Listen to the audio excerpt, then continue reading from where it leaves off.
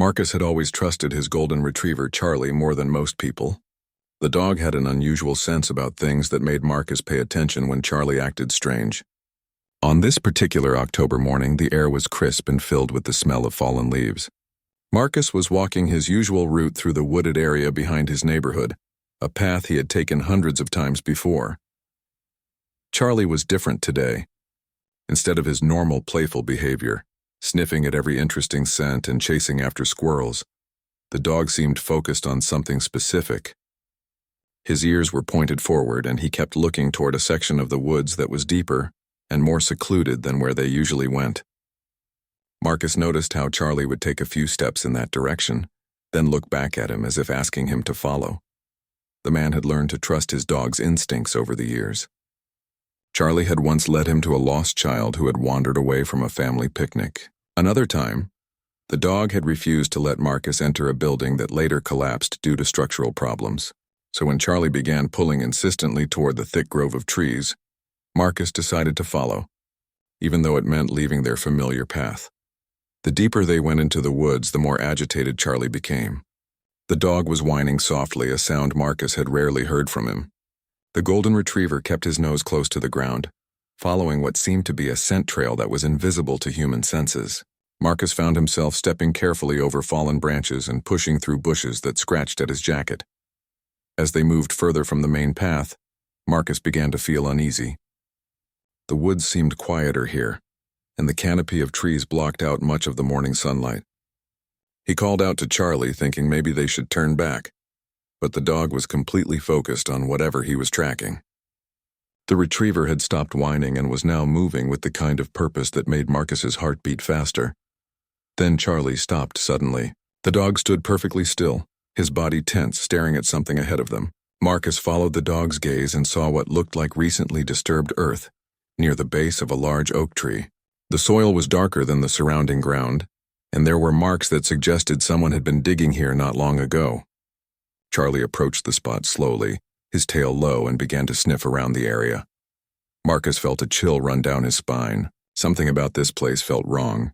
The disturbed earth, the way Charlie was behaving, and the isolated location all combined to create a sense of dread that he couldn't shake. He pulled out his phone to check if he had any signal, thinking he might need to call someone, but the screen showed no bars. As he moved closer to where Charlie was investigating, Marcus noticed other disturbing signs. There were what looked like tire tracks in the soft earth, partially covered by hastily scattered leaves. Some broken branches suggested a vehicle had been driven into this secluded area recently. The more he looked around, the more convinced he became that something serious had happened here. Charlie had begun to dig at the disturbed earth with his paws, something the well-trained dog rarely did without permission. But Marcus didn't stop him this time. Instead, he knelt down beside his dog and began to carefully brush away some of the loose soil with his hands. What he found underneath made his blood run cold and changed everything he thought he knew about his quiet morning walk. Marcus's hands trembled as he carefully removed more soil from the spot where Charlie had been digging. At first, he thought he might be looking at a piece of cloth or fabric that someone had buried. But as he cleared away more dirt, the horrible reality began to sink in. What he was uncovering was not trash or discarded clothing. It was something much worse. The fabric was actually a small blanket, and wrapped inside it was something that made Marcus's heart stop. It was a baby so small and still that at first he was certain the child was dead. The infant appeared to be newborn with the umbilical cord still attached. Marcus felt sick to his stomach as he realized what he was looking at. Someone had buried this baby alive. But then he noticed something that gave him hope. The baby's chest was moving, just barely, but it was moving. The child was still breathing, though the breaths were shallow and weak. Marcus knew he had to act fast. He carefully lifted the infant from the makeshift grave, wrapping the tiny body in his jacket to keep it warm. The baby was cold to the touch and seemed unconscious but alive. Charlie continued to whine and pace around the area, clearly distressed by what they had found. The dog's behavior told Marcus that there might be more to discover. As he held the baby close to his chest, trying to keep the child warm, Marcus looked around the immediate area more carefully. That's when he noticed something else disturbing. About 20 feet away from where they had found the baby, there was another area of disturbed earth. This spot was larger and the soil had been more hastily covered. Charlie was now moving toward this second location, his nose to the ground and his body language indicating he had found another scent trail. Marcus followed, still holding the baby, dreading what they might find next. As they approached the second site, Marcus could see that someone had tried to cover this area with branches and leaves, but the job had been done quickly and carelessly. The ground underneath was soft and recently dug. Charlie began pawing at the covering, and Marcus used his free hand to help clear away the debris. What they uncovered next was even more shocking than finding the baby. Partially buried in the shallow grave was a young woman, probably in her early 20s. She was unconscious and covered in dirt, but Marcus could see that she was breathing. Her clothes were torn and dirty, and there were signs that she had been hurt. It was clear that whoever had done this had tried to bury her alive, just like the baby. Marcus realized immediately that this woman was likely the baby's mother. The timing, the location, and the circumstances all pointed to someone trying to get rid of both mother and child by burying them in this isolated part of the woods. The thought of what could have driven someone to do such a horrible thing made Marcus feel angry and sick at the same time. He knew he needed to get help immediately, but he was faced with a terrible dilemma.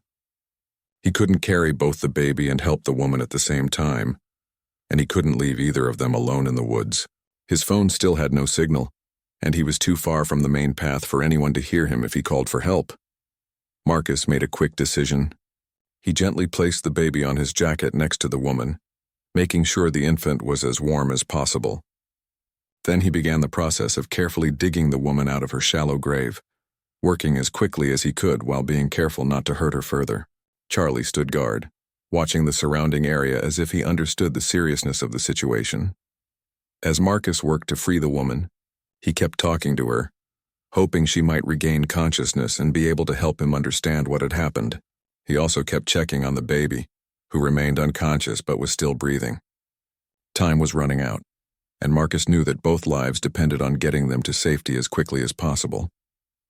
After what felt like hours but was probably only minutes, Marcus managed to clear enough dirt away from the woman to see that she was severely injured but alive. She had wounds on her head and arms, and her breathing was labored. When he gently shook her shoulder and called out to her, her eyes fluttered open briefly before closing again. She was conscious enough to respond, which gave Marcus hope. The woman tried to speak, but her voice was so weak that Marcus had to lean close to hear her. She whispered something about her baby, confirming what Marcus had already suspected. She was indeed the mother of the infant they had found. Her eyes showed panic when she realized where she was, and she tried to sit up, but Marcus gently held her down, telling her that her baby was safe and that help was coming. Marcus knew he had to make a choice. He could try to carry both the woman and the baby out of the woods, but that would be nearly impossible given their condition and the distance to the main road. Or he could leave them here while he ran for help, but that meant risking their lives if their condition worsened while he was gone. There was also the possibility that whoever had done this might come back to check on their work. He decided on a third option. Marcus picked up the baby and helped the woman to her feet, supporting most of her weight as they began the slow journey back toward civilization. The woman was weak and could barely walk, but she was determined to stay with her child. Every few steps they had to stop for her to rest, and Marcus used these breaks to check on the baby's condition. Charlie proved to be invaluable during their escape from the woods.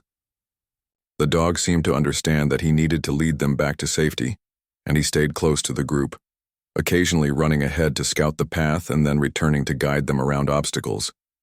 The golden retriever also kept looking back the way they had come, as if watching for anyone who might be following them. The journey through the woods was agonizing. The woman, who had whispered that her name was Sarah, could only take a few steps at a time before needing to lean heavily on Marcus for support. She kept asking about her baby, and Marcus did his best to reassure her that the child was breathing and seemed stable. But he knew they needed medical attention urgently. As they slowly made their way through the thick underbrush, Sarah began to tell Marcus bits and pieces of what had happened to her. She spoke in whispers, often stopping mid-sentence when the effort became too much. From what Marcus could understand, she had been attacked by someone she knew, someone who had found out about her pregnancy and didn't want the baby to exist. The story that emerged was horrifying. Sarah had been in an abusive relationship with a man who had threatened her when she told him she was pregnant. When she had refused to get rid of the baby, he had become violent. The attack had happened when she was in labor, and somehow he had convinced her to go with him, claiming he was taking her to the hospital. Instead, he had brought her to this isolated spot in the woods. Sarah's voice broke as she described waking up buried in the dirt, realizing that he had tried to kill both her and her newborn baby. She had managed to partially dig herself out, but had been too weak to escape or find her child. She had been losing consciousness when Marcus and Charlie found them, and she was certain she would have died if they hadn't arrived when they did. As they continued their slow progress through the woods, Marcus kept trying his phone, hoping to get a signal. Finally, when they were about halfway back to the main path, he saw one bar appear on his screen. He immediately called emergency services, explaining their location as best he could and describing the urgent medical situation. The dispatcher stayed on the line with Marcus, giving him instructions on how to care for both Sarah and the baby until help could arrive. She also asked detailed questions about what had happened, information that Marcus passed along based on what Sarah had told him. Within minutes, Marcus could hear the distant sound of sirens, and he knew that rescue was finally on the way. The sound of approaching sirens was the most beautiful thing Marcus had ever heard.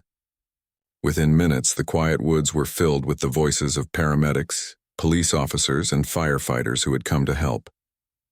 Marcus had managed to guide Sarah and her baby to a small clearing near the main path, where it would be easier for the rescue teams to reach them.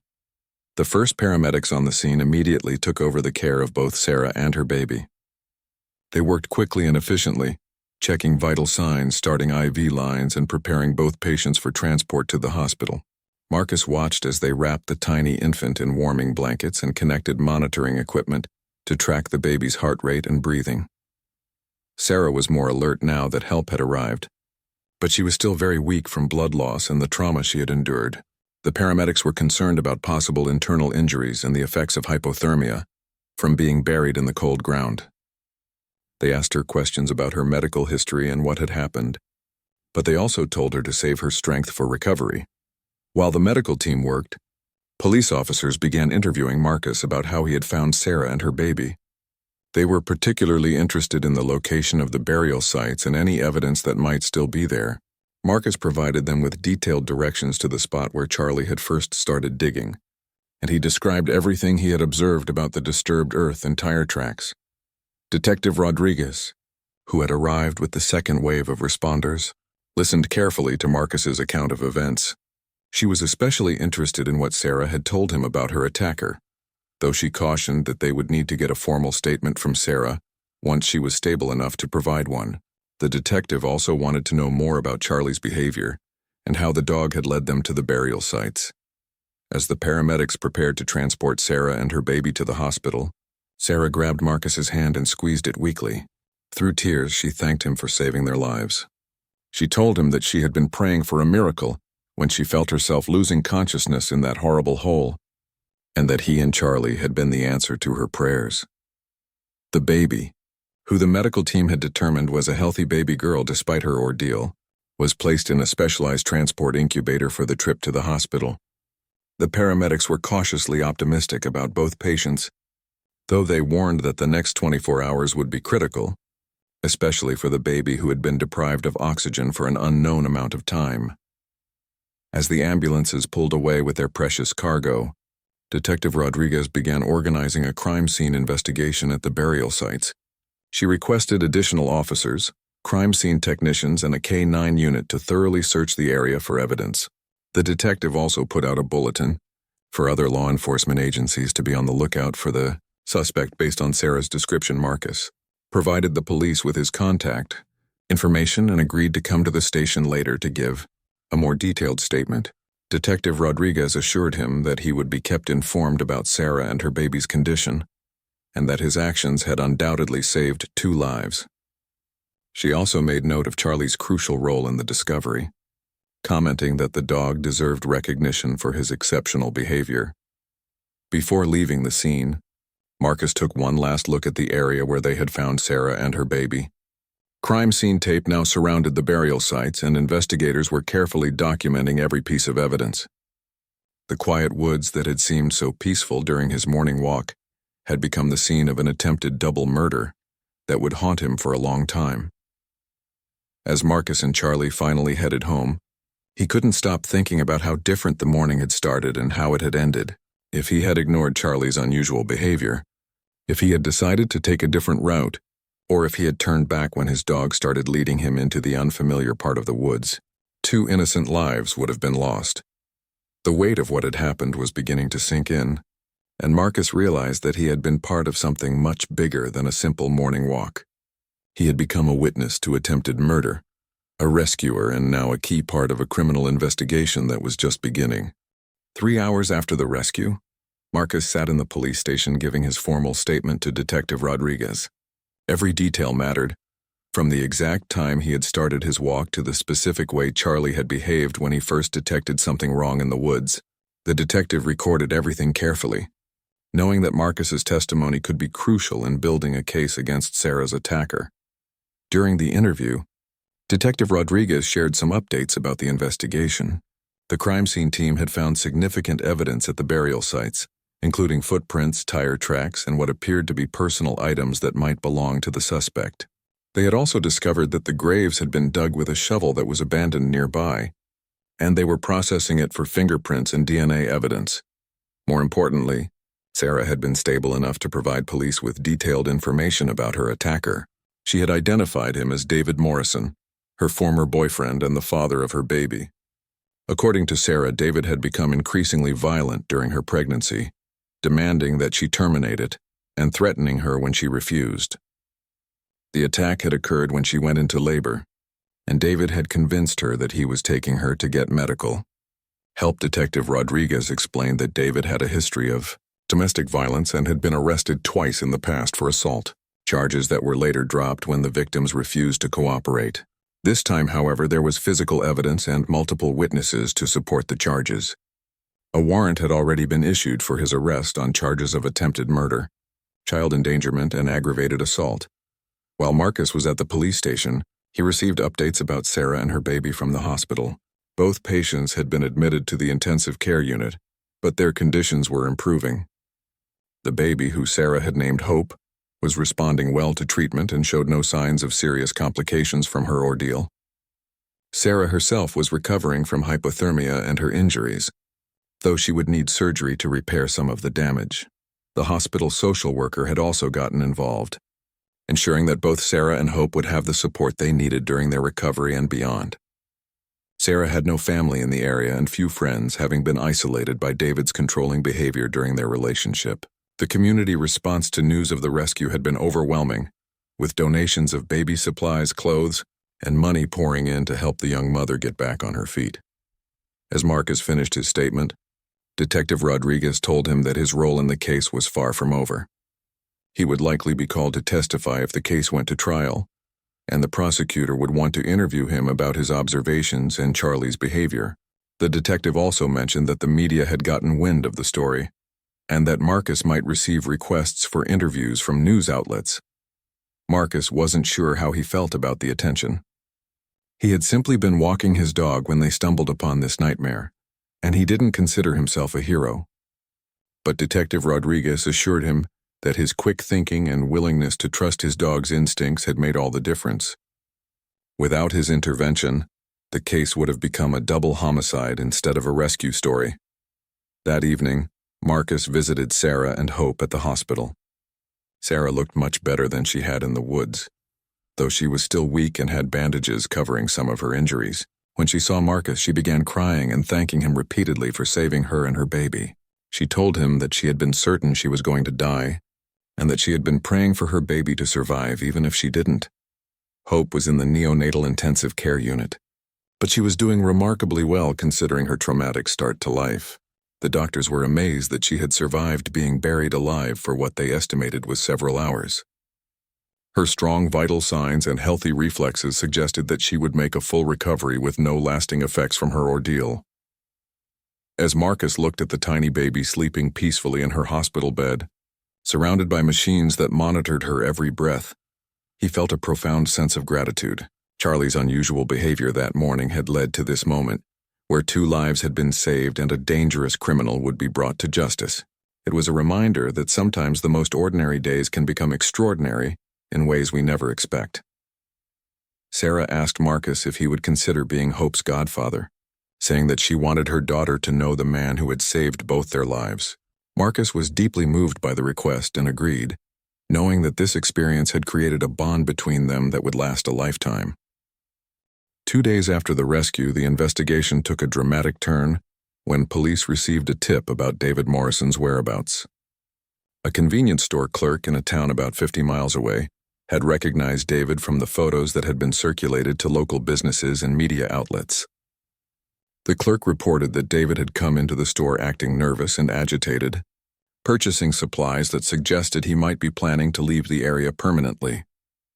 Detective Rodriguez coordinated with local police to set up surveillance around the area where David had been spotted. They also checked nearby motels, gas stations, and any other places where he might be hiding.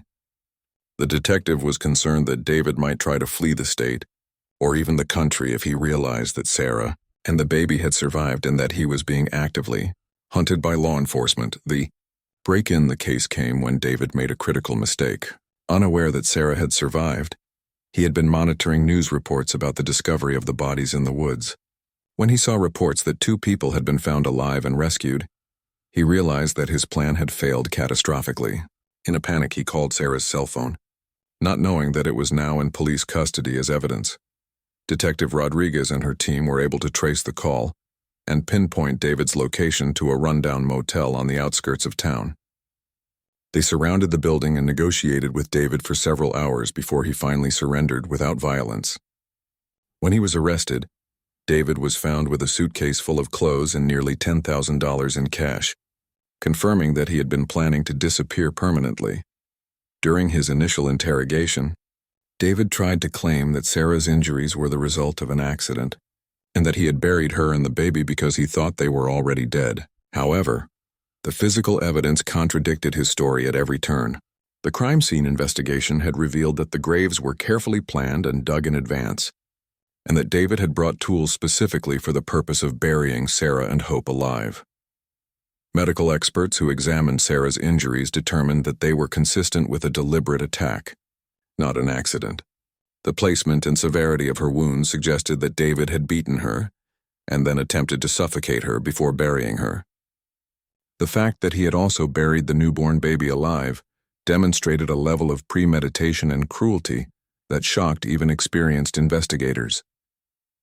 As news of David's arrest spread, more details about his abusive relationship with Sarah began to emerge. Former neighbors came forward with stories about hearing arguments and seeing Sarah with unexplained injuries. Friends revealed that Sarah had confided in them about David's threats and controlling behavior, but that she had been too afraid to leave him, especially after she became pregnant. The district attorney announced that David would be charged with multiple felonies, including attempted murder, aggravated assault, child endangerment, and kidnapping. Given the severity of the crimes and the evidence against him, prosecutors were confident that they could secure a conviction that would put David behind bars for the rest of his life. Meanwhile, Sarah continued to recover in the hospital, gaining strength each day. She had undergone surgery to repair internal injuries and was responding well to treatment. Hope was thriving in the neonatal unit, showing no signs of lasting effects from her traumatic birth and near-death experience. The medical team was amazed by the baby's resilience and expected her to be able to go home with her mother within the week. Marcus visited them every day, bringing updates about the investigation and offering whatever support he could provide. He had also been in touch with the various community organizations that had offered to help Sarah rebuild her life. Local churches, women's shelters, and volunteer groups had all stepped forward with offers of housing, childcare, job training, and emotional support. The media attention surrounding the case had been intense, with reporters from across the country covering what they called the miracle in the woods. Marcus had given several interviews, always emphasizing Charlie's crucial role in the discovery, and praising the quick response of the emergency responders and police. He used the attention to raise awareness about domestic violence and the importance of supporting survivors. Detective Rodriguez told Marcus that his testimony would be vital in ensuring David's conviction. The prosecutor was building a strong case, But Marcus's first-hand account of finding Sarah and Hope buried alive would be powerful evidence of David's intent to commit murder. Marcus was prepared to do whatever was necessary to make sure that David could never hurt anyone else again. 6 months later, Marcus sat in a crowded courtroom as David Morrison's trial reached its conclusion. The prosecution had presented a compelling case with forensic evidence, medical testimony, and witness accounts all pointing to David's guilt. Marcus had testified about finding Sarah and Hope buried alive, and his emotional account of the rescue had visibly affected the jury members. Sarah had also testified, bravely recounting the abuse she had suffered and the terrifying attack that had nearly cost her and her baby their lives. Her testimony was difficult to hear, but it provided crucial details about David's premeditation and his stated intent to kill both her and their child. The defense had tried to portray the incident as a tragic accident, but the evidence overwhelmingly contradicted their claims. The jury deliberated for less than 4 hours before returning with guilty verdicts on all charges.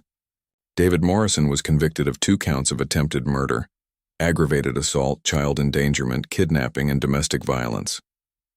The judge sentenced him to life in prison without the possibility of parole, ensuring that he would never again be able to harm Sarah, Hope, or anyone else. As the sentence was read, Sarah broke down in tears, finally able to feel truly safe for the first time in years. Marcus reached over and squeezed her hand, sharing in her relief that justice had been served.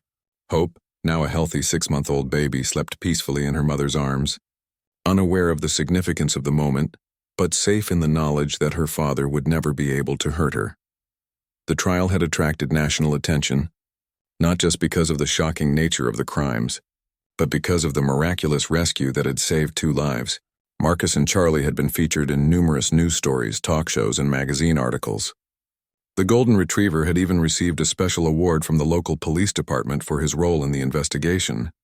More importantly, the case had sparked conversations about domestic violence awareness and the importance of supporting survivors. Sarah had become an advocate for other women in abusive relationships, speaking at shelters and community events about her experience and encouraging others to seek help. Her story had inspired the creation of a new support program that provided emergency housing and resources for pregnant women fleeing domestic violence. Marcus had used his unexpected fame to raise money for various charities, including the animal rescue organization where he had originally adopted Charlie. He often spoke about the importance of trusting our instincts and paying attention to the animals in our lives, who sometimes know things that we don't. The bond between Marcus and Charlie had grown even stronger, if that was possible, and the dog had become something of a local celebrity. Sarah and Hope had thrived in the months since their rescue. With the support of the community and the various organizations that had rallied around them, Sarah had been able to find stable housing, complete her education, and begin building a new life for herself and her daughter. She had also started a relationship with a kind and gentle man who loved both her and Hope, showing her what a healthy relationship could look like. Hope was developing normally and showed no signs of lasting trauma from her ordeal. She was a happy, healthy baby who smiled easily and seemed to have inherited her mother's resilience and strength. Marcus remained actively involved in their lives, serving as Hope's godfather and providing ongoing support to Sarah as she continued to heal and rebuild. As they left the courthouse together after the sentencing, Marcus reflected on how much their lives had changed since that October morning when Charlie had led them into the woods. What had started as an ordinary dog walk had become an extraordinary journey of survival, justice, and healing. The experience had taught him about the power of trusting instincts, the importance of community support, and the incredible resilience of the human spirit. Charlie trotted beside them as they walked to their cars, his tail wagging and his demeanor as calm and confident as always. The dog seemed to understand that his work was done, that the family he had helped save was now safe and whole. For Marcus, every walk with Charlie would forever be a reminder of the day they stumbled upon a nightmare and helped turn it into a story of hope, healing, and the triumph of good over evil.